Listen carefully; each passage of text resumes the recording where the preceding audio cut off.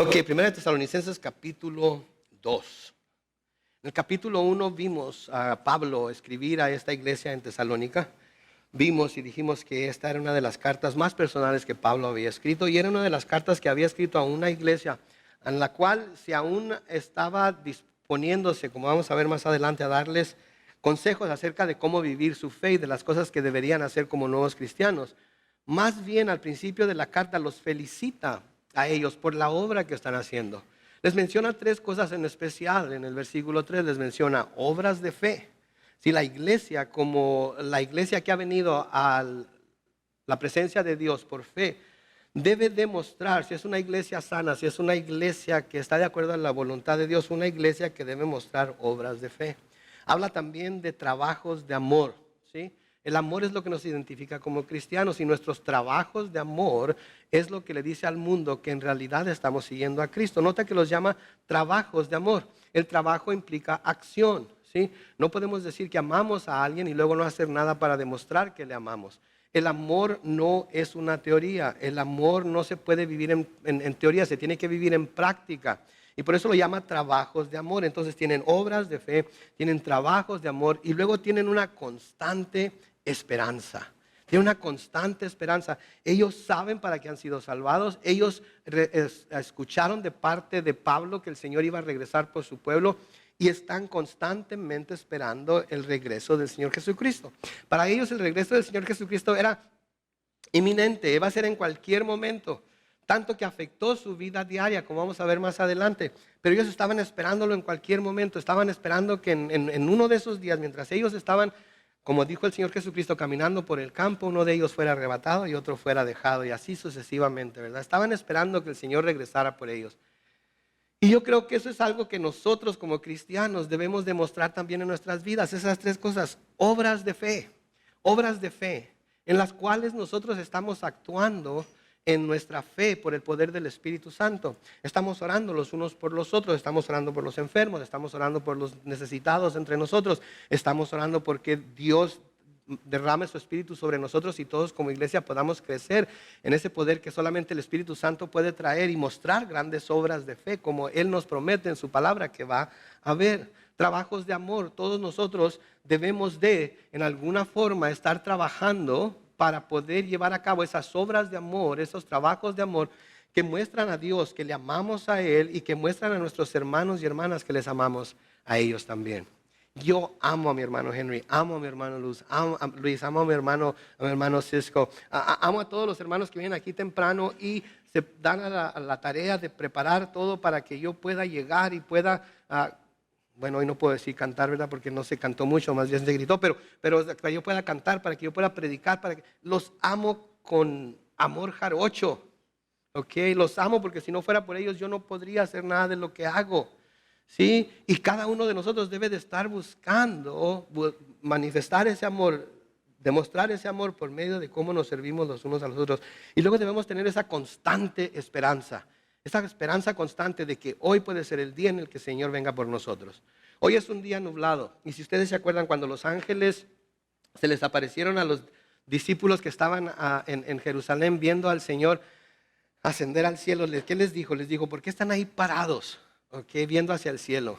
Les dijo, de la misma forma en la que este Jesús ha ascendido al cielo, así va a descender un día. ¿Y cómo ascendió? En las nubes. Entonces, cuando vemos un día nublado, cuando vemos un día cerrado de nubes, debemos de preguntarnos, no si va a llover, debemos de preguntarnos, ¿vendrá el Señor en una de esas nubes por nosotros?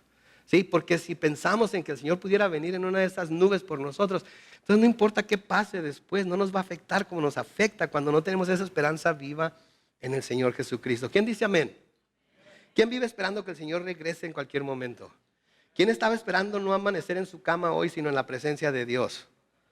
Uno que otro, ¿verdad? Uno que otro. Ok, ya ven, eso es lo que quiero decir. Debemos acostarnos y pensar, mañana puede que amanezca en la presencia de mi Señor. Y voy a estar ahí para toda la eternidad. Sí, así nos tenemos que acostar y cuando nos levantemos tenemos que sorprendernos. Oh my gosh, aquí estoy otra vez. Ok, quiere decir que el Señor tiene algo que quiere que haga todavía, así es que me voy a apurar a hacerlo, me voy a apurar a hacer esas obras de fe, esos trabajos de amor para que esta esperanza que ahorita es nada más que estoy viendo de lejos para que se convierta en realidad. Y esa es la vida del cristiano, eso es lo que debemos hacer nosotros. Hoy, en el capítulo 2 y en los primeros 12 versículos del capítulo 2 en particular, Pablo va a hablarles a los tesalonicenses acerca de algunos de los recuerdos que él tiene acerca de su visita a ellos, de cuando él fue a ministrar a ellos y de lo que hizo cuando está ahí. Ahora, no lo está haciendo solamente por recordar las cosas que sucedieron, sino que en parte lo está haciendo por defenderse y defender su ministerio de personas calumniadoras, específicamente judíos, que por envidia de alguna manera querían empañar la reputación y el trabajo de este gran siervo de Dios. Sí, Pablo sufrió mucho. Y saben que a Pablo creo que no le dolieron tanto los latigazos literales que le dieron en la espalda. No creo que le dolieron tanto las pedradas que le dieron también cuando lo dejaron por muerto. No creo que le haya causado tanto dolor las prisiones por las que tuvo que pasar. Yo creo que Pablo lo que más dolor le causó fueron las persecuciones, las calumnias, las acusaciones que venían a veces de dentro de la iglesia, como en este caso de afuera de la iglesia. Sí, y eso es algo que como ministros de Jesucristo tenemos que esperar. Sí, tenemos que esperar. Como pastores y ministros se nos va a juzgar. Se nos va a juzgar. Se va a hablar de nosotros, bien o mal, pero se va a hablar. Tarde o temprano alguien va a aventar una pedrada y nos va a pegar, pero si en el mero centro de la frente. A veces sabiendo de lo que están hablando, a veces sin saber absolutamente nada de lo que están hablando. Yo no sé ustedes, pero si yo hubiera estado sentado ahí en su asiento hoy y hubiera escuchado que alguien se pone aquí al frente y dice, ando bien malo, traigo un dolor de garganta, como me escuchan, estoy muy ronco, no debería estar cantando, quizás otro debería estar aquí. Algunos de ustedes hubieran pensado, mire el pastor, qué bárbaro, qué aventado, En realidad que sí le gusta hacer lo que hace, ¿verdad? Voy a orar por él, para que el Señor le dé fuerzas. Pero luego va a haber otro que hubiera pensado, bueno, pero que no tendrá alguien que tome su lugar. ¿Será que él quiere ser el centro de atención todo el tiempo? ¿Qué nos está escuchando lo feo que está cantando? ¿Por qué no puso a alguien más? ¿Sí? Hay siempre los dos. A veces el pastor predica. Y a veces hay cosas que la palabra de Dios dice que son fuertes. Y dicen, ay, ese pastor, qué bárbaro, puras pedradas avienta. Puras pedradas avienta. ¿Para qué voy a la iglesia si lo único que voy a hacer es recibir pedradas en la cabeza? Si pudiera, estoy seguro que agarrara la Biblia más grandota que encontrara y me diera con ella en la cabeza para entender. Y luego hay otros que escuchan la predicación de la gracia y que escuchan acerca del amor y la misericordia de Dios y dicen, aquí en esta iglesia pura gracia y pura misericordia. Nunca hablan del pecado, nunca hablan de la cruz, nunca hablan de la sangre de Cristo, nunca hablan de Satanás, nunca hablan del infierno. Lo que pasa es que aquí tienen una gracia barata. Nunca se les da gusto a todo el mundo y no se le va a dar gusto a todo el mundo todo el tiempo. Por eso me encanta la predicación de la palabra, libro por libro, versículo por versículo, porque estamos en donde estamos, porque ahí es en donde tenemos que estar. Y ahí es donde tenemos que estar hoy. Pablo aquí estaba defendiendo su ministerio delante de los tesalonicenses. Y para defender su ministerio delante de los tesalonicenses, él lo va a hacer de una forma en la que les va a recordar cómo fue su comportamiento mientras estuvo con ellos. Recuerden, Pablo ama a los hermanos. Pablo ama la verdad. Y una de sus más grandes preocupaciones es preservar a la iglesia siempre unida. En todas sus cartas podemos ver ese afán de Pablo por mantener a la iglesia unida, por compararla con un cuerpo en donde cada miembro debe hacer su parte, como vamos a ver más adelante. La iglesia de nuevo de Tesalónica, la oposición que Pablo estaba enfrentando entonces no venía de adentro como en la iglesia de Corinto, sino venía de afuera. Ahora, esta porción que vamos a leer hoy, además de ser un modelo de defensa, este pasaje también nos deja ver el corazón de pastor de Pablo y nos da un ejemplo a seguir a quienes hemos sido llamados a pastorear en el ministerio al pueblo de Dios. Y antes de que diga, bueno, entonces este mensaje es para usted, pastor, no, este mensaje es para todos nosotros, porque todos nosotros de alguna manera tenemos ovejas que pastorear. ¿Cuántos tienen hijos? Tienen ovejas que pastorear. ¿Cuántos tienen nietos? Tienen ovejas que pastorear. ¿Cuántos tienen familia a la que han estado hablando acerca del Señor y les quieren hablar acerca de la Biblia? Yo creo que todas tienen ovejas que pastorear. Y como vimos la semana pasada, cuando el Señor Jesucristo le preguntó a Pedro, Pedro, ¿me amas? Y Pedro le dijo que sí. ¿Qué le dijo? Pastorea mis ovejas. ¿Verdad? Entonces todos de alguna manera somos llamados al ministerio. Sí, unos para estar aquí enfrente predicando a todos los demás, pero otros cuando salen de aquí también tienen que ir a predicar. Y vamos a verlo más adelante. Entonces todos hemos sido llamados a algún ministerio y todos tenemos que fungir en ese ministerio de acuerdo a lo que la palabra de Dios nos enseña. Y tenemos que practicar ese ministerio diariamente. Sí, todos somos apóstoles, todos somos enviados, todos somos discípulos porque seguimos aprendiendo de parte de Dios a través de su palabra, por el poder de su Espíritu, las cosas que Él quiere enseñarnos. Entonces, si todos somos discípulos, si todos somos apóstoles, si todos somos pastores de alguna manera, entonces deberíamos estar pastoreando, ¿verdad? Y no levante la mano, pero la pregunta es para cada uno de nosotros, ¿estamos haciéndolo? ¿Estamos fungiendo como esos pastores que Dios nos ha llamado a hacer en la familia, en el trabajo, en la escuela, etcétera, etcétera, donde nos podamos desenvolver? Entonces, aquí vamos a ver entonces un modelo, no solamente para defenderse, porque Pablo se va a defender de una manera muy pacífica, pero también un modelo que debemos de seguir quienes hemos sido llamados al ministerio, que hemos sido llamados a pastorear. Entonces en el versículo 1, Pablo escribe, hermanos míos, ustedes mismos saben que nuestra visita a ustedes no fue en vano. Lo primero que noten aquí, lo que quiero que noten aquí es que Él los está llamando a ellos como testigos. Sí, Él no está de repente defendiéndose a sí mismo y haciendo alarde de todo lo que Él hizo, haciendo alarde de todo lo que Él dijo, haciendo alarde de todo lo que sucedió en Tesalónica. Él los está llamando a ellos mismos como testigos y les está diciendo, ustedes mismos saben. ¿Sí? Nadie puede venir y decirles que fue lo contrario, nadie puede venir y decirles que no fue como yo estoy recordándoles que fue, porque ustedes saben cómo fue mi visita ante ustedes y saben que no fue en vano. O sea, no fue algo vacío, no fue una visita que hice sin ningún tratar de encontrar algo valioso que llevarles. No fuimos solamente por visitar la hermosa ciudad de Tesalónica y pasarla de largo sin dejar algo de provecho entre ustedes. Lo hicimos con un propósito en mente, lo hicimos con una misión en el corazón, lo hicimos deseando dejar algo con ustedes que iba a llegar a ser mucho más poderoso y mucho más valioso que cualquier cosa que ustedes pudieran tener ahí. Noten el versículo 2. También saben que, a pesar de haber sufrido y de ser maltratados en Filipos, Dios nos dio el valor necesario para anunciarles su evangelio, aún en medio de grandes peligros. Noten lo que les dice aquí Pablo. Ustedes saben también.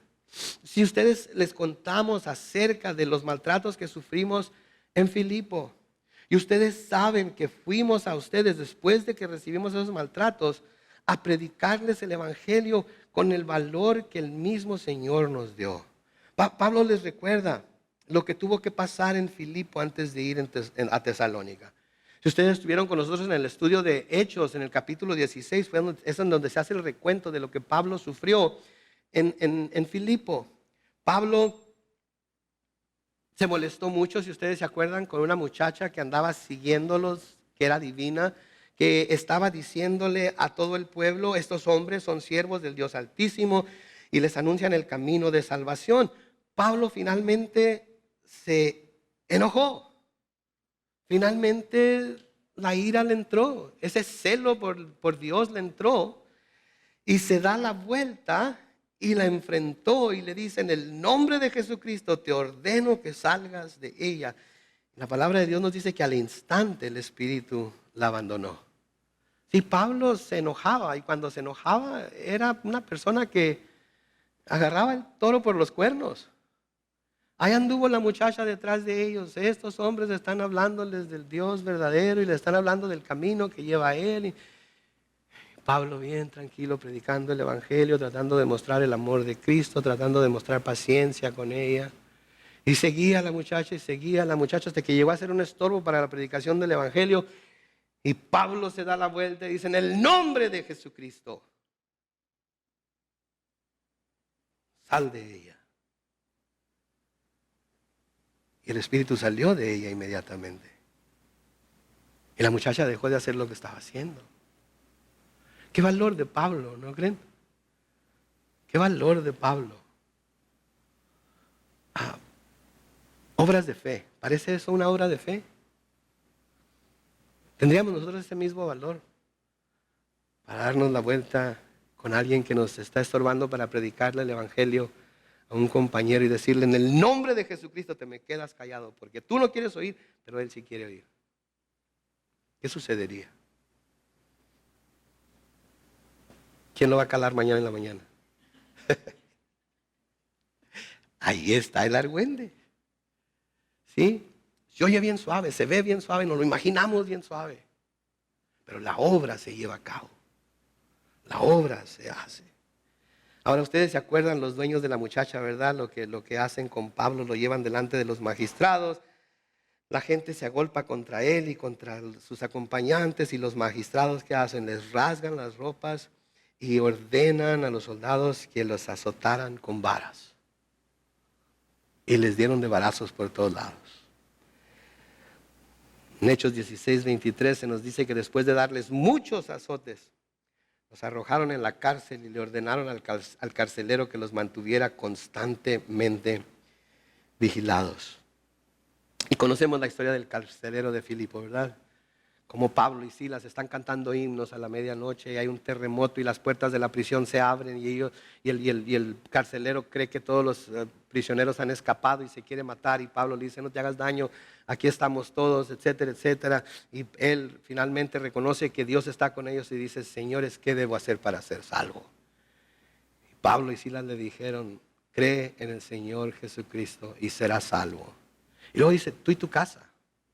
¿Verdad? Porque cuando uno de nosotros viene al Señor Jesucristo y lleva el mensaje a casa, ¿sí? Entonces nosotros sembramos la semilla para que esa semilla pueda crecer.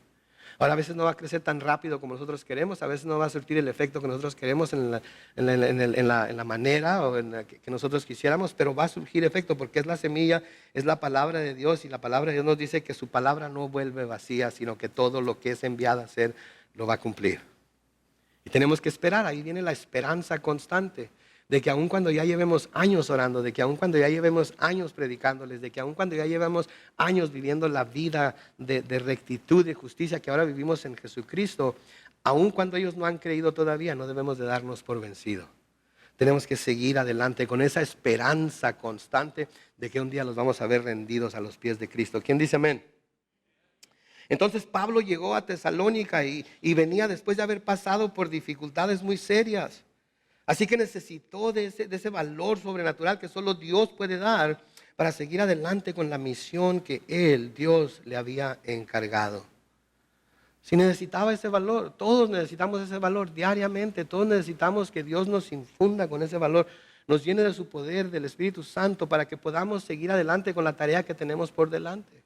Si no importa en qué área nos desenvolvamos, trabajo, matrimonio, familia, escuela, etcétera, etcétera, cuando vamos de viaje, en donde sea que estemos, debemos de tener ese valor para compartir al Señor con los demás.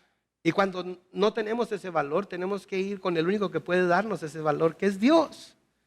Otra razón por la cual al levantarnos siempre debemos decir, Señor, hoy necesito que me des una doble porción de tu espíritu para poder llevar este mensaje del glorioso evangelio de Jesucristo a todas las personas con las que tenga contacto. Aun cuando ya les haya hablado a algunas, aun cuando ya me han rechazado a algunas, Señor, dame el valor que necesito tener. ¿Y saben qué? Dios les dio ese valor. Y llegó a Tesalónica y por 3 semanas predicó y razonó con ellos. Y los problemas no se hicieron esperar. Sí, porque en Tesalónica también lo echaron. Pero iba con el valor que el Espíritu Santo de Dios le había dado. ¿Por qué? Porque sin duda, como los apóstoles, cuando la iglesia nació, él también había ido delante de Dios y le había pedido el valor para seguir adelante con su misión a pesar de todos los obstáculos que iba a enfrentar. ¿Se acuerdan cuando Pedro y Juan y todos los demás fueron perseguidos por el concilio y los amenazaron, etcétera, etcétera? Se fueron con el resto de los discípulos y se pusieron a orar. Y en Hechos 4, versículos 29 y 30, levantaron sus voces y dijeron, ahora, Señor, mira sus amenazas y concede a estos siervos tuyos proclamar tu palabra, noten, sin ningún temor. Y extiende también tu mano y permite que se hagan sanidades y señales y prodigios en el nombre de tu santo Hijo Jesús. Saben que hay mucha gente que va a todo tipo de lugares con todo tipo de predicadores porque quieren ver sanidades, señales y prodigios en el nombre de Jesús. Les digo algo y no se asustan. Cada uno de nosotros tenemos al Espíritu Santo viviendo en nuestros cuerpos, en nosotros. Tenemos el poder para hacer sanidades y señales y prodigios en el nombre del Hijo de Dios, Jesucristo. ¿Saben cómo se llaman? Obras de fe. Y esas obras de fe se tienen que llevar a cabo. Y tenemos que tener valor para decir en el nombre de Jesucristo, esto es lo que estoy pidiendo que suceda. Pues tenemos que tener fe. Y Dios responde a esa fe. ¿Cómo va a responder esa fe? No sé, depende de la situación, depende de cuál sea lo que lo está motivando a hacer lo que está haciendo y lo que lo está motivando a pedir que esas obras se manifiesten, pero todos y cada uno de nosotros tenemos el poder para hacerlo. Pablo entonces les recuerda aquí también que la razón por la que su visita no fue en vano, fue porque hablaron exactamente lo que Dios les dio para que les dijeran a los tesalonicenses.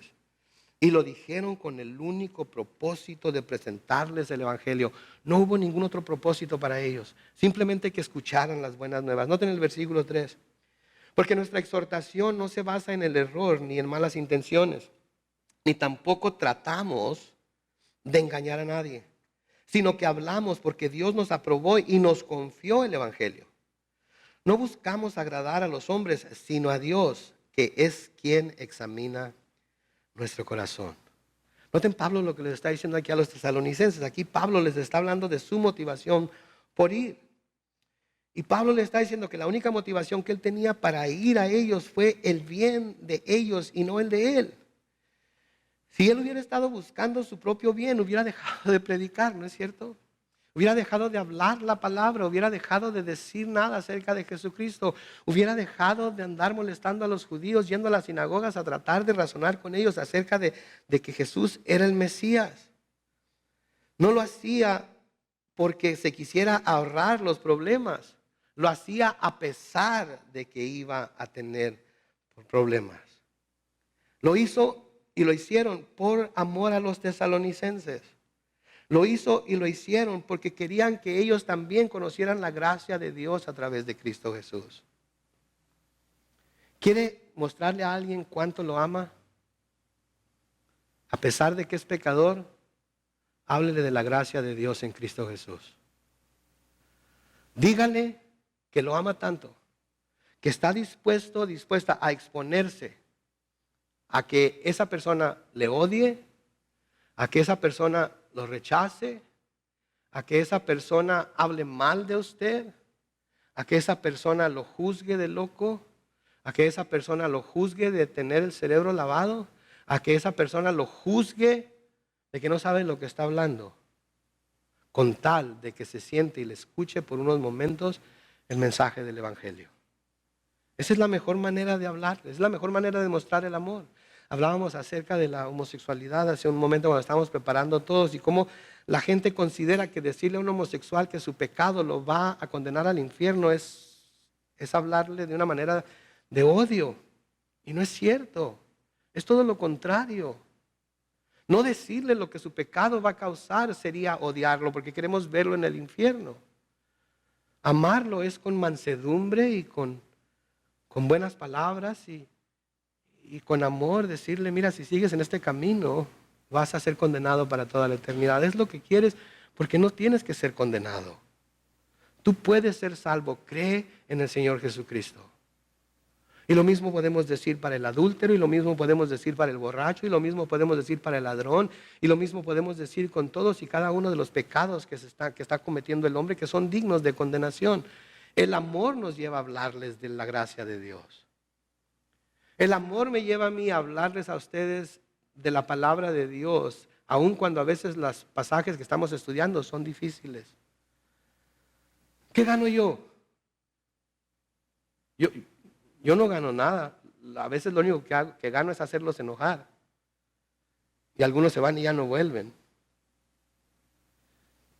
Y algunos vuelven, pero nada más a ver qué otra barbaridad voy a decir hoy. Lo hago por amor a ustedes. Porque el Señor ha puesto amor en mi corazón por cada uno de ustedes.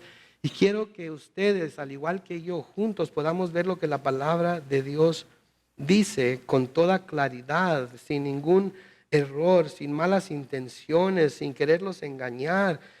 Por eso nosotros siempre exhortamos a que cada uno traiga su Biblia para que lea lo que nosotros estamos leyendo, examine lo que nosotros estamos examinando.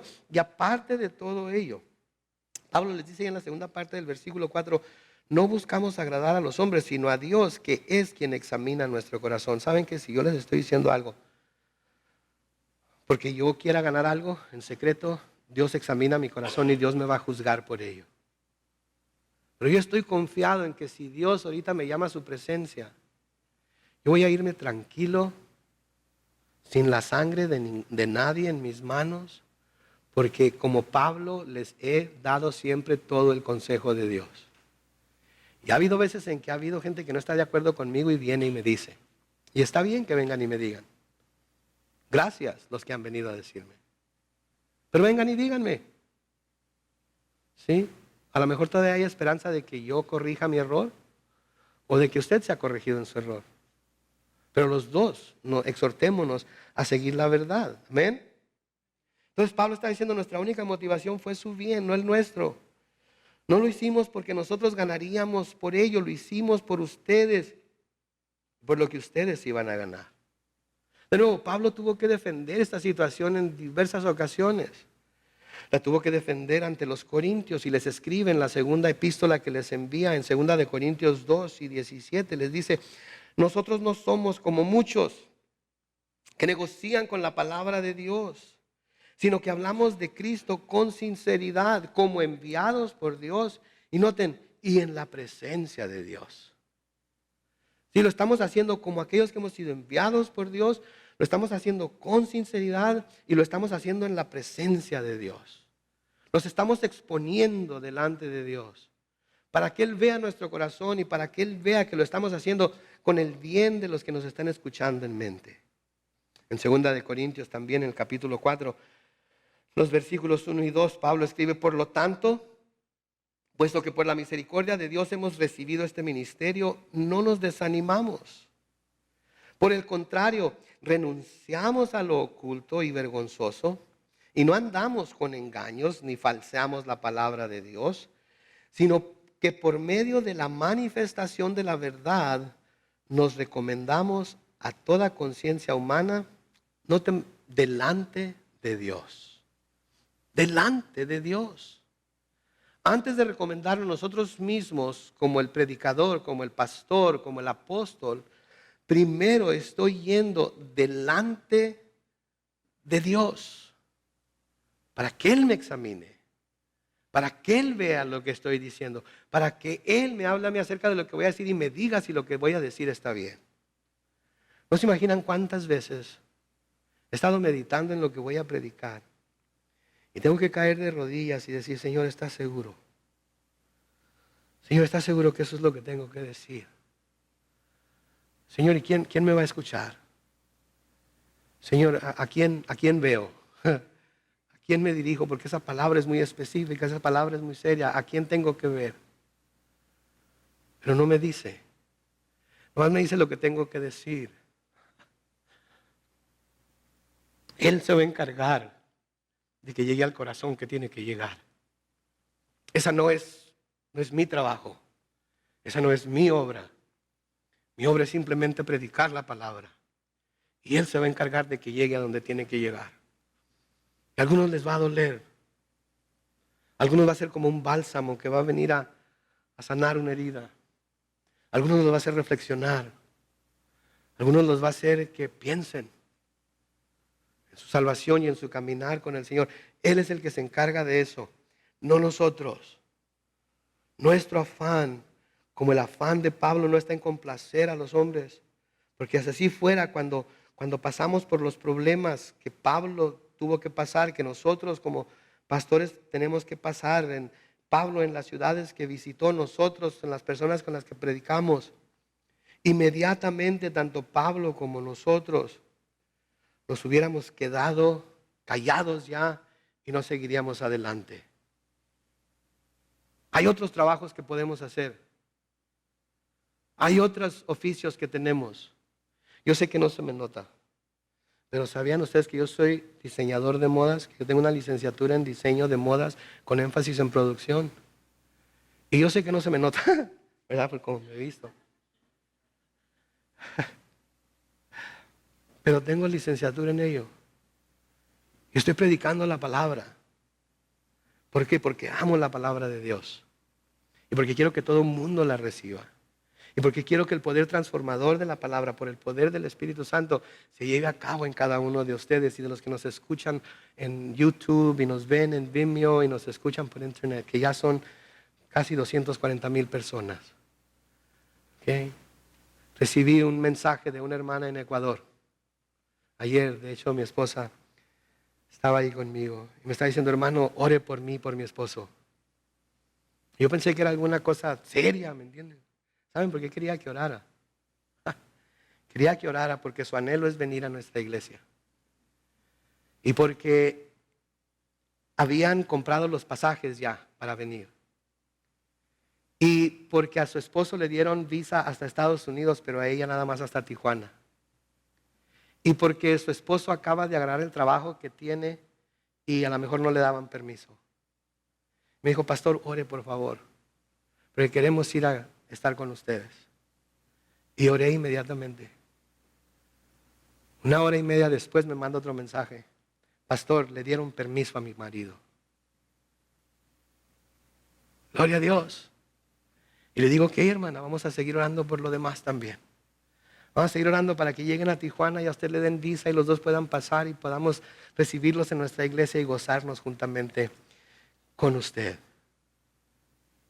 Por eso lo hacemos, por eso lo hacía Pablo. Sí, porque amaba a la gente a la que le predicaba, porque quería que ellos crecieran en el conocimiento de Dios y quería que estuvieran seguros de que estaban seguros, de que estaban seguros, de que eran salvos y que un día iban a estar en el cielo. ¿Sí? Ese es nuestro afán, ese era el afán de Él. Porque podían haberse dado la vuelta, podían haberse ido de nuevo a Jerusalén y no llegar a Tesalónica, pero no, siguieron adelante por el poder que Dios les dio, por el valor que Dios les dio. Ahora, ¿por qué podían saber los tesalonicenses que este era el caso con Pablo, de que su afán era por ellos, de que su amor era por ellos, de que su preocupación era por ellos? Noten lo que les dice en el versículo 5. Les dice, de nuevo poniéndolos a ellos como testigos, como ustedes bien saben, nosotros nunca usamos palabras lisonjeras, ni hay en nosotros avaricia encubierta. Dios es nuestro testigo. Yo no sé por qué, pero cada vez que veo la palabra lisonja en la Biblia, lo primero que viene a mi mente, ¿saben qué es? Espero que una torta. Se oye como que con la lisonja se debería hacer una torta, ¿verdad? ¿Verdad? Han oído las tortas de chistorra, ¿verdad? ¿Quién no ha oído de las tortas? ¿Saben lo que es la torta de chistorra? ¿No? Uf, calle en boca, para en lengua. Un día que lleguen a la Ciudad de México por avión, se van a donde parten los vuelos domésticos y si suben por uno de los escalones a la derecha está un restaurancito bien chiquito y que vende un café con leche exquisito y vende unas tortas de chistorra tan ricas y unas tortas de chorizo tan sabrosas. Cuando viajaba yo, llegaba ahí y me compraba 3 tortas. Una para comérmela ahí, una para comérmela en el avión y otra para comérmela cuando llegaba a mi hotel a donde iba a quedarme. Babe, haz reservaciones para un vuelo a México, ¿sí? Pero no, ¿saben lo que quiere decir lisonja? Lisonja quiere decir halagos, ¿sí? Lisonjear quiere decir alabar. Y eso es lo que quiere decir. Y Pablo le está diciendo aquí, miren, nosotros nunca usamos palabras halagadoras con ustedes. Nunca fuimos y les dijimos, ay, qué bonita ciudad, miren nomás. Dios quiere hacer grandes cosas aquí. No, nunca llegamos y establecimos una carpa y pusimos un aparato de sonido y le empezamos a hablar. No, nosotros fuimos con el Evangelio. Sí, no fuimos a tratar de convencerlos con palabras bonitas. Es más, lean conmigo algunas de las versiones que encontré. En 1 Tesalonicenses 2:5, la traducción del lenguaje actual lo pone de esta manera, miren. Como ustedes saben, jamás les hemos dicho, ¿qué dice? Cosas lindas para tratar de convencerlos. Ni les hemos engañado para ganar dinero. Dios sabe que esto es cierto. Jamás les hemos dicho cosas lindas. Ay, qué lindo es todo esto, qué bárbaro. Si la palabra de Dios está hablando de cosas lindas, vamos a hablar de cosas lindas. Si la palabra de Dios está hablando de gracia, vamos a hablar de gracia. Si la palabra de Dios está hablando de misericordia, vamos a hablar de misericordia. Pero si la palabra de Dios está hablando de juicio, de justicia y de pecado, vamos a hablar de juicio, justicia y pecado, porque eso es lo que Dios puso en su palabra para que lo expongamos delante de todos nosotros también. Y va a haber quienes se ofendan. Ese tampoco es trabajo mío, desofenderlos. Señor Jesucristo a través de su Espíritu va a quitar esa ofensa un día. Les va a ayudar a abrir los ojos y ver que lo que se dijo porque era lo que se necesitaba oír en ese día. Me acuerdo la primera vez que fui a consejería matrimonial con el pastor Brian. Y sí, he ido a consejería matrimonial con mi esposa, con el pastor Brian. ¿Ok? Ya sé. ¿Usted, pastor? Sí, también la riego. Y si ya platican con ella, van a saber que la riego gacho y seguido. Pero fui, me acuerdo, y me dijo, no sé de qué se trataba, algo de la televisión. Y yo traté de defenderme acerca de por qué quería mirar tal o cual programa. Y me acuerdo muy bien que el pastor Brian me dijo, bueno, ¿amas a tu esposa? Sí, claro que la amo. Entonces, ¿por qué te aferras tanto en ver ese programa? Si tu esposa, a quien dices que ama, no le gusta que veas ese programa, ¿qué es la mejor muestra que puedes darle de que la amas?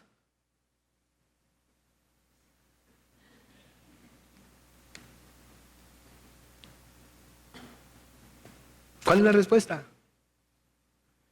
A veces es difícil escuchar lo que la palabra de Dios tiene que decir, especialmente cuando viene de nuestro pastor, ¿no es cierto? Ay, no me ama. No le importan mis sentimientos. No le importa cómo me sienta. ¿Sabe qué nos importa? Que tengan pleno conocimiento de lo que la palabra de Dios dice. Para que puedan obedecerla. Para que puedan caminar de acuerdo a ella. Así es que no esperen cosas lindas para convencerlos de que lo que estoy hablando es verdad.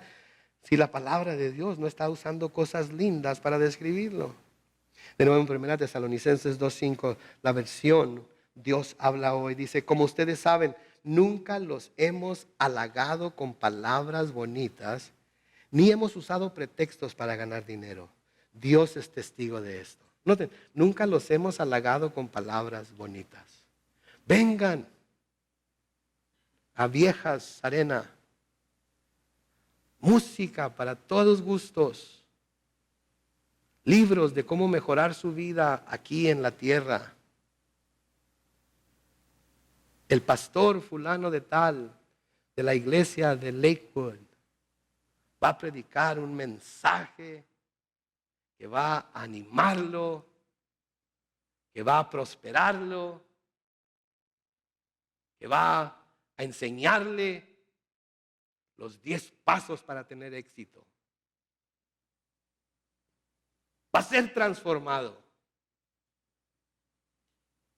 Le va a costar $25.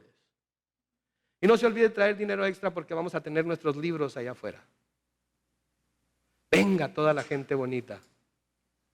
Venga toda la gente hermosa. No estamos haciendo eso. Y saben que esto es muy importante, mis hermanos y hermanas, esto es muy importante porque Pablo advierte que en los últimos días esto es precisamente lo que los hombres van a buscar. Pablo nos dice que en los últimos días esto es precisamente lo que los hombres van a buscar.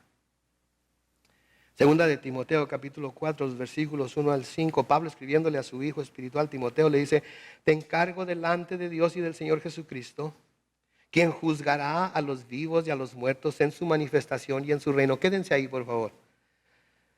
Noten las palabras de Pablo: te encargo delante de Dios y del Señor Jesucristo, quien amará a los vivos y a los muertos en su manifestación y en su reino. Eso es lo que dice.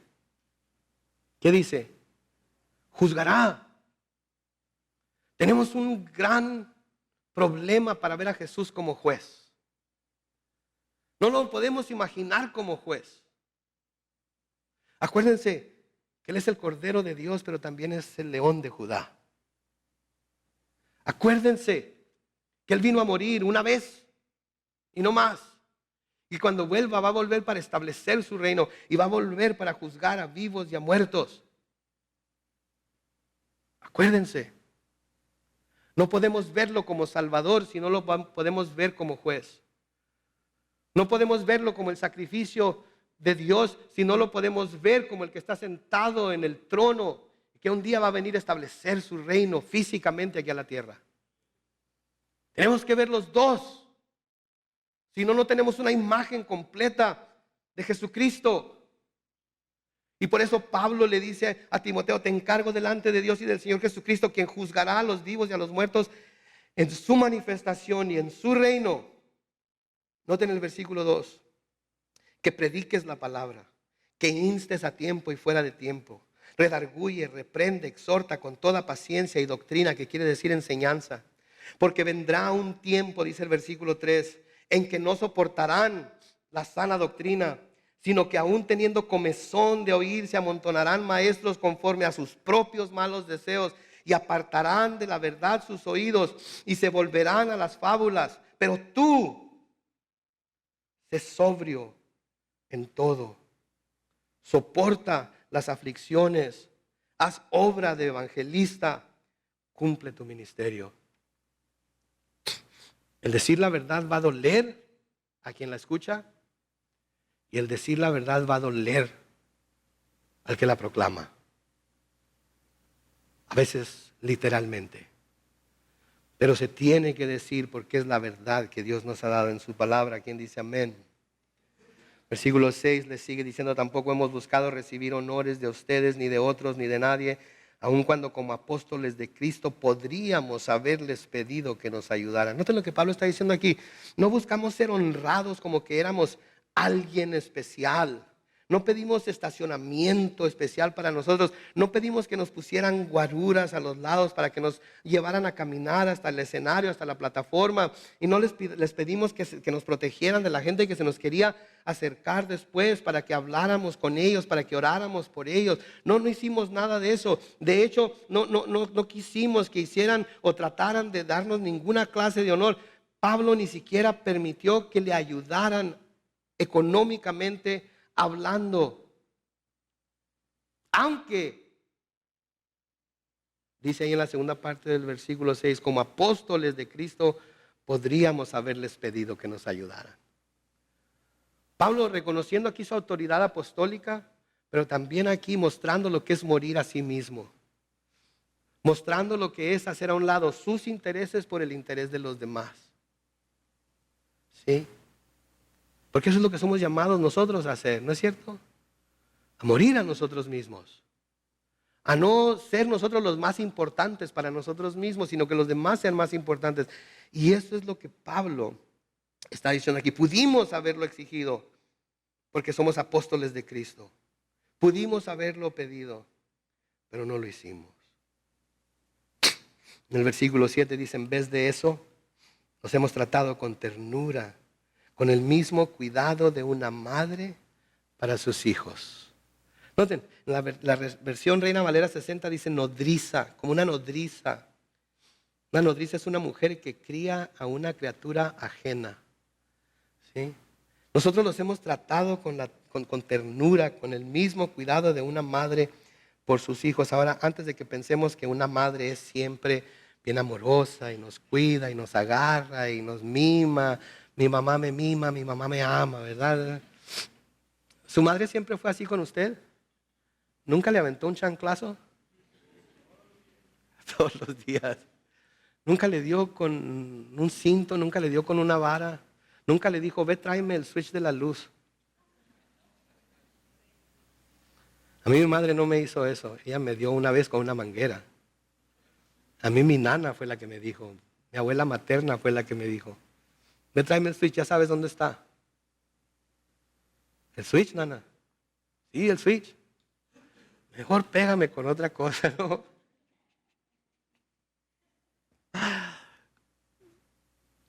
Pero antes de que juzguen a mi nana, ¿saben por qué lo hizo? Porque me había robado unos chicles de la tienda de la esquina. ¿Ok? Cuando se fue doña Tuta a despachar a alguien, me subí al mostrador, metí la mano y saqué como 5 paquetes de chiclets. ¿Se acuerdan de aquellos chiclets chiquitos? Los metí a la bolsa y al rato estaba fuera de la casa de mi nana con una bolota de chicles aquí. ¿Dónde agarraste eso? De la tienda. ¿Y cómo lo pagaste? Pues no lo pagué. Me tráeme el switch. Me dio 3 nada más, pero cómo dolía. Entonces, como una mamá, los cuidé, como una mamá abnegada, que los cuidé, les enseñé, les dije lo que necesitaban escuchar. Y si alguna vez tuve que ser duro, lo fui. Versículo 8 sigue diciendo, tan grande es nuestro cariño por ustedes que hubiéramos querido entregarles no solo el Evangelio de Dios, sino también nuestra propia vida. A tal grado hemos llegado a amarlos. Hermanos, ustedes se acordarán de nuestros trabajos y fatigas y de cómo noche y día nos dedicamos a predicarles el Evangelio de Dios sin ser una carga para nadie. Ustedes son testigos y Dios también de que nos hemos comportado con ustedes los creyentes como de manera santa, justa e intachable. Ustedes son testigos, no tengo que llamar a nadie más, ustedes lo saben, ustedes, si yo los llamara a corte a que atestiguaran en un juicio mío, ustedes saben lo que yo hice. El versículo 11 sigue diciendo, ustedes saben además que los hemos exhortado y consolado como lo hace un padre a sus hijos y les hemos recomendado vivir con dignidad ante Dios. Noten que los llamó a su reino y gloria. Si Pablo les estaba exhortando, Pablo les estaba recomendando. Exhortar quiere decir que los incitaba con sus palabras a que hicieran lo que él les estaba enseñando que debían hacer delante de Dios. Les estaba recomendando, que quiere decir, los estaba aconsejando que por el bien de ellos vivieran de una manera digna delante de Dios, porque Dios los había llamado de la idolatría en la que se encontraban, del pecado en el que vivían, los había llamado a su reino y su gloria. Si Dios los llamó, yo solamente fui el heraldo, yo solamente fui el mensajero, pero cuando ustedes respondieron, no fue mi poder, no fueron mis palabras, fue Dios el que los llamó. Así Dios a cada uno de nosotros, Dios nos ha llamado a su reino y su gloria. ¿Sabe usted que si usted es cristiano, usted es creyente, usted es parte del reino de Dios ya? Y que usted es copartícipe con Cristo de la gloria de Dios ya. ¿Sí? Eso es algo gigantesco en lo que debemos de pensar. Eso es algo gigantesco en lo que debemos de pensar. Y al llamarnos a su reino, tanto a ellos como a nosotros nos ha llamado a ser parte de un cuerpo especial de creyentes que se conoce. ¿Quién me puede decir cómo se conoce ese cuerpo? El cuerpo de Cristo. Todos somos parte del cuerpo de Cristo. Escuchen conmigo lo que Pablo les escribe a los Efesios en Efesios 1, versículos 18 al 23. Pablo, orando a Dios por la iglesia, les dice esto: pido también que Dios les dé la luz necesaria para que sepan cuál es la esperanza a la cual los ha llamado, cuáles son las riquezas de la gloria de su herencia en los santos y cuál la supereminente grandeza de su poder para con nosotros, los que creemos según la acción de su fuerza poderosa, la cual operó en Cristo y lo resucitó de entre los muertos y lo sentó a su derecha en los lugares celestiales. muy por encima de todo principado, autoridad, poder y señorío, y por encima de todo nombre que se nombra, no solo en este tiempo, sino también en el venidero. Dios sometió todas las cosas bajo sus pies y lo dio a la iglesia como cabeza de todo, pues la iglesia es que su cuerpo, la plenitud de aquel que todo lo lleva a plenitud. Nosotros somos parte del cuerpo de Cristo. Nosotros somos parte del cuerpo de Cristo.